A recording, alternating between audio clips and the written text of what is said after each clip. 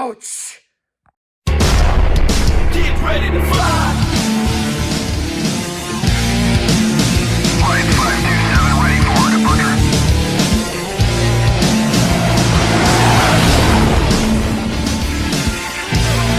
Get ready to fly!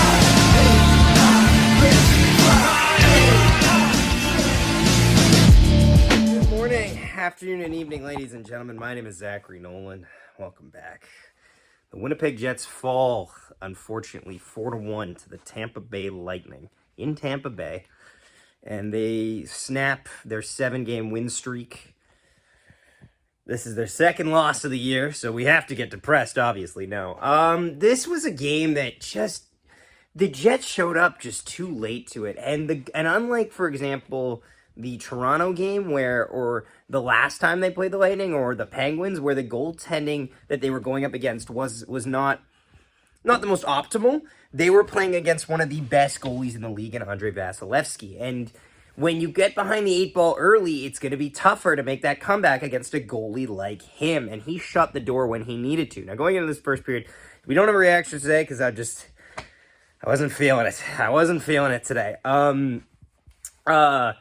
The Jets come in, obviously, and the first period isn't great. The first 7 shots were for the Tampa Bay Lightning, and they scored to make it 1-0. Going into this, and the rest of the period's okay. The Jets' best opportunities, though, I'd say the best opportunities the Jets get are in the second period. The first period is a little pedestrian for my liking. And as well, Eric Comrie, first goal against, I don't hate it. I think the goals against that Eric Comrie let in tonight, the only one that I really kind of was miffed about was the second one, only because I could see the mistakes he made on clear display there. The first goal, though, isn't really, it just happens. It happens. Yeah, Lightning make it 1-0. We go into the second period. The Jets' power play tonight got stymied. It got stymied hard, and it's tough, and the special teams, they lost the special teams battle tonight. So it's 2-0 if I recall here. They get scored on to make it 2-0. This is the goal that I would like back. Eric Comrie makes the right idea read, but he completely mismanages his spatial awareness and completely overslides out of the way. That's a big thing. That's a big problem there. And the Lightning capitalize. Brandon Hagel's got practically the whole net to shoot at. Shoots it far side. Makes it 2-0. And then the Lightning would score again on the power play. Makes it 3-0 on a deflection, I believe. Or at least a screen. Penalty kill wasn't spectacular tonight. They gave up one. Obviously, they'd like that one back. The power play looked dog water tonight. Oh, boy. 0 for 4 with maybe 2 shots on net. No, they had no answer for the pressure that the Lightning penalty killers were giving them. They had no answer. Zero. Not a single answer for them. They just could not handle it, and it hurt them. It absolutely hurt them. And this power play, they technically had 5, because they get a power play with 1.7 seconds left. Mikey Eassimont was all over the place like a pest today.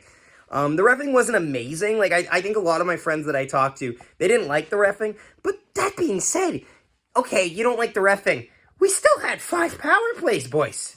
That's not nothing. And you got exactly, you average less than a shot per, no goals. And, yeah, no kidding you're going to lose the game like that. The Jets do get one back, though. It's Hayden Fleury. Hayden Fleury's first point on this play,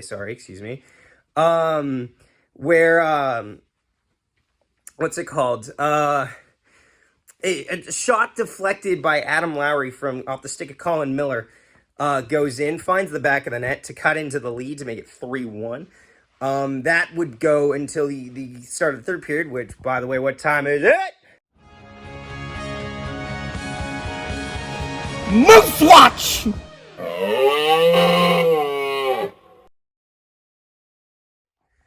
Moose Watch. So the Moose won an exciting school day game against the Milwaukee Admirals not too long ago. They won 5-4 in a shootout. Now, I don't know where Capo Kakinen is going to play.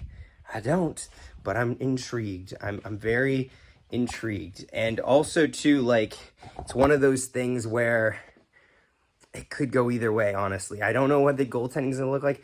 The Moose look okay. They're pedestrian. They're mediocre. It is what it is. Here are the highlights from that game. Great chance. Moose can't tuck it away. Here's Toninato coming off the wing with the shot, and he scores! Dominic Toninato! CJ Cease, Salamonson in off the wing for a shot, and he scores! Elias Salamonson! Applying pressure, but just nothing on towards the goal. Johnson Fjallby steals, gets it to Salamonson, and he scores! Elias Salamonson, his second of the game! With a big face-off and a chance for Parker Ford to race up ice. Hitting the line 3 o'clock to the Moose. There's Ford to the front of the net, rebound, they score! Dylan Anhort with 10.5 left on the clock! The Moose lead in scoring. Chibrikov in with some speed, working on his backhand, a couple of his shimmies, and he scores! Nikita Chibrikov! Also, the prospects, Kevin He, great. Braden Hager, great. Kieran Walton, doing his best. Like, he's doing good. He's doing good, honestly. Like, I don't have a problem with any of the I don't really have any problem with the prospects. A couple of them are going to be interesting to see how they kind of, like, go over. Again, I think, honestly, at this point, you just have to say screw it and bring Fabian Wagner over to the AHL at some point and just be like, let's just see what it looks. Let's just see how it looks, because he's got to play. He's got to play at some point. I don't think he's been looking that amazing, but he's got to play. What you could do is you could Dmitry Kuzmin him, and you could throw him in the ECHL his first year with the Norfolk Admirals just to see if he can adapt to that play style and go from there. But that's just a thought, honestly. I don't like seeing prospects struggle, and he's been on quite the struggle recently. That's all I'm going to say. The Winnipeg Jets are back in action. Oh, actually, first, the third period, Andrei Vasilevskiy nearly scored on the Jets. That was terrifying. Also, the Jets, Eric Comrie looks good in this third period, like borderline great at times. Makes a lot of good saves there. It's just, the offense just doesn't show up. The second line I felt bad for. They got a lot of good looks tonight. They just couldn't finish. The finishing wasn't there.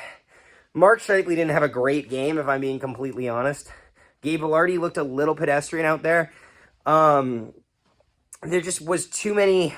There just wasn't enough opportunities taken. Let's just put it that way, honestly. But yeah, let's look forward now. The 3 stars of the game. Oh brother, we're gonna give Hayden Fleury the first star tonight. First point as a Winnipeg Jet. He gets the first star on a DVD pass that resulted in a goal. Third star of the game is gonna go to Eric Comrie. I thought he was okay, actually. His GSAX is technically a minus 0.03, but I thought he was fun. And then second star, Adam Lowry, the captain with the deflection, and also was making a lot of noise out there. Also, honorable mention could be Colin Miller and Nino Niederreiter. Nino was doing a lot of stuff out there, although he did get dragged into a couple penalties, which I didn't like.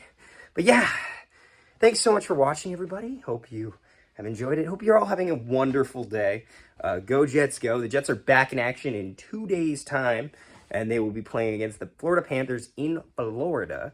Also, the Grey Cup is coming up on Sunday. I'm going to be swamped for that because I'm covering work for Bonfire Sports, which you should definitely check out because they're awesome. But yes, thanks so much for watching. Have a wonderful day. We'll see you next time. Nikolai Ehlers chips it through.